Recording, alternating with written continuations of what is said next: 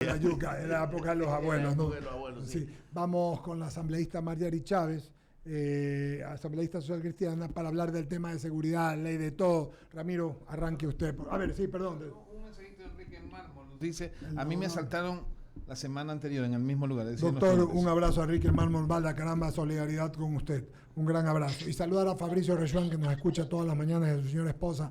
Un gran abrazo también para ellos. Por favor, Ramiro. Marjorie, la tenemos en plataforma para que pueda... por teléfono. Marjorie, buenos días. ¿Cómo está usted? Ramiro Cepeda le saluda. Muy buenos días, Ramiro. A todos un fuerte abrazo desde Quito. Vea, Marjorie, hay algo que hay que entender con respecto al crimen organizado, el narcotráfico, todo lo que tiene que ver con toda esta estructura internacional del delito, que no es un ataque contra el gobierno, sino contra el Estado. Y si la reacción no es corporativa, la reacción va a tener déficit. ¿Cómo podemos hacer, por un momento, dejar nuestras justas diferencias de lado y pensar que hoy pueden ser los atentados a un ciudadano, pero mañana pueden ser a ustedes, asambleístas, pueden ser, ya fue a un fiscal, ya puede ser a un juez, puede ser a un ministro de Estado o puede ser a un ciudadano que no tiene vela en este entierro, que sea el que le explote una bomba en una gasolinera poniéndole combustible a su carro? Usted lo acaba de decir muy bien, es un atentado contra el Estado y todos salimos perjudicados, ¿verdad? De hecho, lo somos. Hoy en día todos somos perjudicados por la violencia, por el miedo. Hemos perdido libertad, tenemos miedo hasta dejar a que nuestros padres salgan, que nuestros hijos, los chicos en ciertos planteles han perdido clases, y no se diga, pues lamentablemente, de quienes han vivido la violencia mucho más cercana, ¿no? Y tenemos varios casos, incluso en nuestras familias. Entonces, como usted lo dice, es un momento de desprendimiento, de madurez política, de dejar a un lado cualquier objetivo personal y peor político, ¿verdad? Y realmente trabajar por el país, pero algo que también tenemos que tener claro es que la violencia es multicausal, es decir, tenemos que trabajar transversalmente en varios temas para poder tener una solución y no será a corto plazo ni a mediano, diría yo, más bien. Todos estos temas estructurales toman bastante tiempo, ¿verdad? Entonces, si no comenzamos a trabajar, por supuesto, a combatir la delincuencia organizada, el narcotráfico y la inseguridad, y al mismo tiempo el trabajar en lo social, el cuidar a la ciudadanía, porque si no le otorgamos a la ciudadanía la posibilidad de usar el espacio público, si no le incentivamos pues a nuestros niños, al deporte, a la cultura, si no damos oportunidades a nuestros jóvenes para desarrollar sus proyectos de vida, todo lo demás que intentemos hacer para coaccionar, digamos, la violencia, de nada nos va a servir, porque, y de hecho lo dije ayer en la Asamblea Nacional, recordamos este monstruo mitológico, ¿verdad? Que era el Hidra de Lerna, que uno cortaba una cabeza, pero le salían dos más por cada una que le cortábamos. Si hacemos esto simplemente sin atender lo social, esto es lo que nos va a pasar, y en eso pues creo que todos tenemos que ponernos de acuerdo. Hemos llegado, digamos, a consensos y en general a nivel nacional, pues todos estamos, creo yo, remando para el mismo lado, pero esto tiene que materializarse y para materializarse tiene que haber una cabeza, o sea, sí pasa por los liderazgos. Entonces, por eso es tan importante además que el presidente de la República entienda aquello y pues él nos ayude a todos, porque de él depende en gran medida el que salgamos a flote de esto. Marjorie, ayer conversaba aquí con mis compañeros en la mesa de diálogo y se me ocurría una idea. Hace muchos años había en el país los gastos reservados que eran exactamente para estos momentos de la patria, momentos de guerra, momentos de necesidad de manejar recursos con una agilidad y un secreto que demanda el implementar políticas de defensa. ¿No cree que es el momento de, ya que como asamblea, crear alguna forma de que el gobierno debidamente controlado, no solo por el contralor, imagínense si fuera Poli el que controla, ya lo que sucedería, pero una forma de control expedito, rápido y seguro, que se le dé una herramienta de trabajo de esta naturaleza a un gobierno para que tenga la velocidad para poder adquirir lo que en un caso de emergencia como el presente se necesita? Debo decir, bueno, primero no sé si la analogía de los gastos reservados sea la mejor, ¿verdad? Porque tenemos en el inconsciente colectivo ese concepto como algo nefasto. Y recordemos también que un ex vicepresidente estuvo fuera del país muchos años acusado por este tema. Y en general hubo muchas irregularidades, poca transparencia y la historia, digamos, ya se ha escrito en ese caso, ¿verdad? Pero más allá de generar una herramienta financiera, digamos, como un fondo, está el querer ejecutarlo, porque ¿de qué nos sirve si se hace mal? ¿De qué nos sirve si se hace con poca transparencia? ¿Y de qué nos sirve si ahí está y no se utiliza? Y eso lo vemos con los presupuestos de los ministerios. Imagínese usted un tema en salud tan importante. En una época de pospandemia, se ha utilizado el 9.3% del presupuesto asignado y entregado con partidas al ministerio. Lo mismo ha pasado en temas de seguridad, perdóneme que pues le haga, se le ha bajado el presupuesto, entonces de nada nos sirve tener el fondo si no se va a usar. Perdóneme que le haga un alto, pero no me estoy refiriendo a la plata que está y no se usa, porque todo demanda un procedimiento engorroso, lento, en que las manos de la burocracia entorpece cualquier buena decisión. Y ante el criterio que usted esgrime sobre los gastos reservados, no porque hayan abortos quiere decir que los niños no son bienvenidos, y no porque haya divorcios no es que se cree el matrimonio. Que haya alguien empleado mal el uso de los gastos reservados no significa que como institución y recurso de gobierno no sea el adecuado. Cuando yo digo manejar un dinero especial para estos trámites, para estos menesteres, estoy hablando de secreto, de no pasar por el presupuesto del Estado en los términos que se dice, sino que esté congelado en alguna parte y que se pueda utilizar no a discreción de cualquier persona, sino de un grupo de personas que puede ser el Consejo Nacional de Seguridad y debidamente avalado por algún órgano contralor. Póngale el nombre que sea, pero algo de esto hay que hacer, y no porque fue usado mal en el pasado quiere decir que la institución no fue la buena, ¿no? A lo mejor las personas, pero no la institución. Si no, imagínense, ya hubiéramos desaparecido la asamblea, pues. Imagínense, hubiéramos perdido ya la fe. Sí, tiene toda la razón, porque pues las instituciones están hechas por personas, pero esas personas van cambiando y uno lo que busca es justamente fortalecer la institucionalidad y hacer que las cosas funcionen bien. Y las herramientas no son las malas, como dicen, incluso hasta metafísicamente, los principios no fallan, lo que fallan son las personas.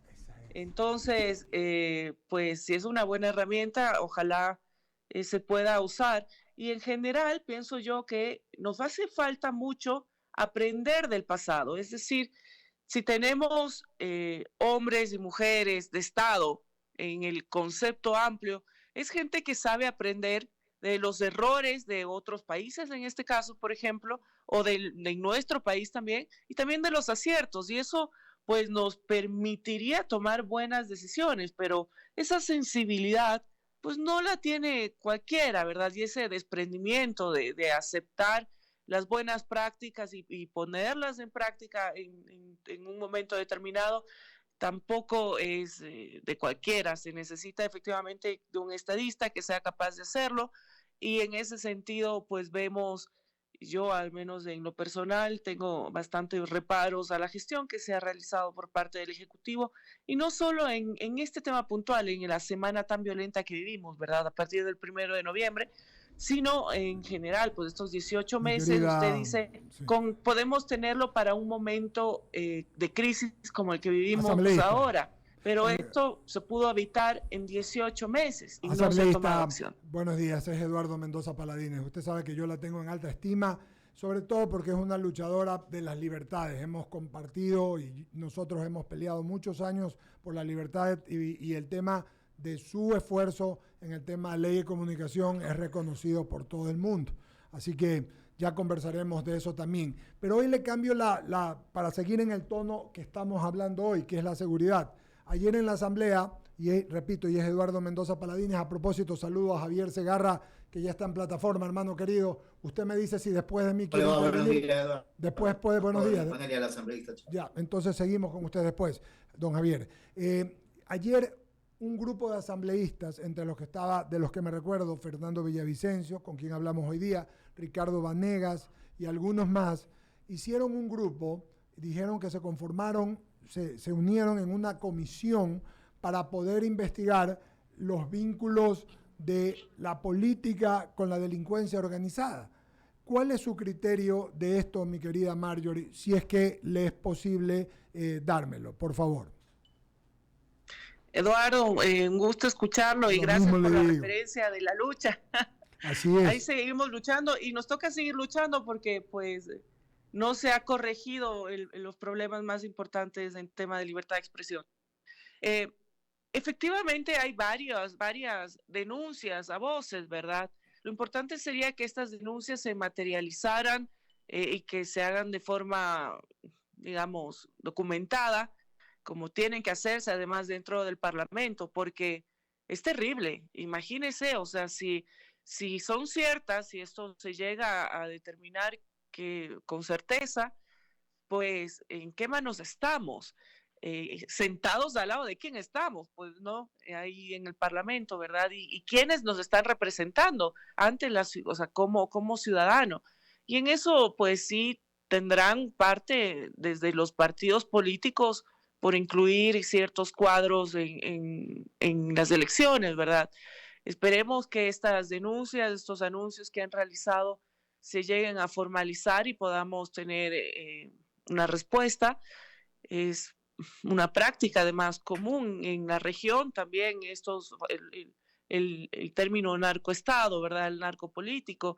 De hecho, cuando uno escucha debates en otros países, todos los debates se centran simplemente en quién es más amigo, quién es menos amigo de diferentes carteles. Ojalá no tengamos que vivir eso nosotros y podamos cortar de una vez por todas, ¿no? el momento que vivimos, que es lamentablemente, ¿verdad? Un momento histórico que nos ha tocado vivir, que pudo evitarse, pero que en este momento nos toca tomar la acción para cortarlo de raíz. Ya. Y esperemos tener resultados de esa investigación. Por favor, seguimos con Javier Segarra Torres, que está está en la sala de redacción, nuestro hermano y amigo y extraordinario periodista. Por favor, licenciado Javier Segarra. Gracias, Eduardo. ¿Cómo le va, asambleísta Marjorie Chávez? Buenos días.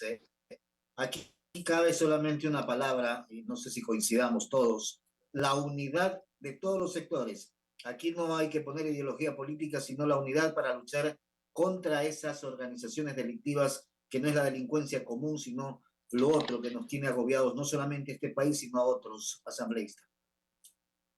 Sí, Javier, buen día, le mando un abrazo a usted también. Efectivamente, es un momento de unidad y yo creo que esto lo vimos el día de ayer, si bien había como una expectativa de una intención diferente en la sesión del Pleno de la Asamblea respecto a querer hablar, desvirtuar el tema de la seguridad, que era nuestro objetivo, con el tema de la muerte cruzada. Finalmente existió la madurez política, la responsabilidad con los ciudadanos de no contaminar en gran medida nuestra actuación el día de ayer, ¿verdad?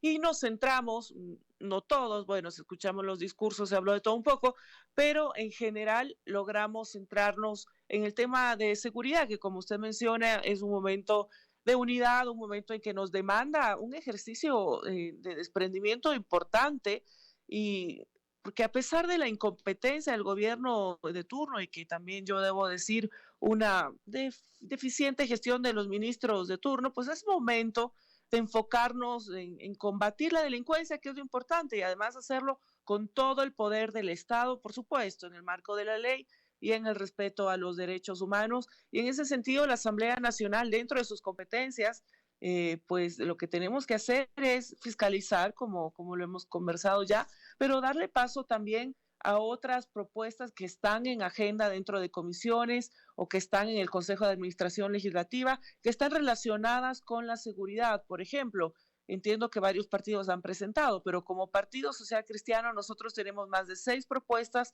relacionadas directamente con el tema de seguridad, como por ejemplo la reforma al COI para combatir los delitos de extorsión. También tenemos varias reformas para garantizar la actuación de los agentes del orden público, reformas al COTAD para potenciar las competencias constitucionales en temas de seguridad de los gobiernos autónomos descentralizados.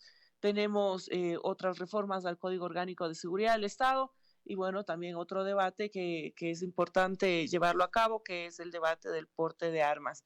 Y en ese sentido, pues nos toca acelerar, ¿verdad?, el trabajo de la Asamblea Nacional y ojalá esta unidad y esta voluntad política también la veamos dentro de las comisiones para que lo pongan pronto en agenda. Javier. No sé si me escucha, pero Ahora sí te escuchamos. allá, que perdí la comunicación con la asambleísta. No sé si me escucha la asambleísta. Yo sí le escucho, sí le escucho. Espero me haya escuchado. Allá, disculpe, asambleísta. No, sí, básicamente es eso. Y yo creo que en vez de estar hablando de la muerte cruzada y de situaciones que podrían desestabilizar no solamente el régimen, sino la democracia en el país, deberíamos estar juntando criterios, ideas, planteando soluciones a un problema tan serio como este, asambleísta. Así es, claro que sí, porque sin seguridad nos es imposible absolutamente todo lo demás. Yo escuchaba cómo ustedes conversaban antes de entrar conmigo en la entrevista, de pues, lo que les ocurre en los túneles, de la delincuencia, de lo que le pasa a un amigo, lo que le pasa a un familiar. Es imposible que desarrollemos nuestra vida con normalidad en una situación como la que vivimos, ¿verdad? Es posible dinamizar los consumos, que los negocios se recuperen, que los chicos puedan estudiar tranquilamente. De verdad, es que esto nos quita libertad absoluta, ¿verdad? Necesitamos realmente tomar cartas en el asunto y sentirnos protegidos por un Estado que, bueno, esperamos que haya ya tomado conciencia del momento que vivimos y sí nos dé una respuesta. Lamentablemente hemos incluso perdido familiares, amigos, pero hoy más que nunca pues tenemos que también hacer un ejercicio de confianza y no intentar hacer una crisis política, sino más bien hacer este ejercicio de confianza y dando los insumos y apoyando en todo lo que sea necesario para poder vivir en un país más seguro y más tranquilo. Gracias de mi parte, asambleísta. Un buen día en el panel contigo. A usted, Javier, un abrazo. Asambleísta, ¿cómo le va? Le habla Jaime Velázquez, un placer tenerla por acá. La verdad es que lo que nos preguntamos todos los ciudadanos, y justamente es lo que hace un pocos minutos estaba usted conversando, y lo decía Javier, ¿no? Los ciudadanos queremos acción por parte de la Asamblea Nacional y olvidarse un poquito del tema político o intereses particulares. Más allá de estar hablando de una destitución al presidente Guillermo Lasso, creo que se debe facilitar la herramienta fundamental para enfrentar este mal que es el terrorismo o, llamémoslo así, la delincuencia que hoy en día está afectando a todos los ciudadanos. ¿Qué se está haciendo en concreto para que esto facilite, o de la legislatura facilite el trabajo de la policía, las Fuerzas Armadas y inclusive el Ejecutivo? Bueno, desde la Asamblea Nacional tuvimos ya este trabajo, este periodo, ¿verdad?, en lo que vamos, que fue aprobar la ley del uso progresivo de la fuerza. Y nosotros hemos, como le comentaba, ingresado varias propuestas que creo que van a mejorar las reformas del COTAD, al Código Integral Penal, hablar sobre los gobiernos autónomos descentralizados, sus capacidades, la reformatoria al delito, queremos subir la pena y tipificar las famosas vacunas, ¿verdad? La extorsión, etcétera. Lo hemos hecho, lo hemos ingresado, hemos comenzado ya los debates, algunos no están dentro ya de comisiones, otros sí, pero debo decir yo que no es necesariamente el problema por falta de leyes.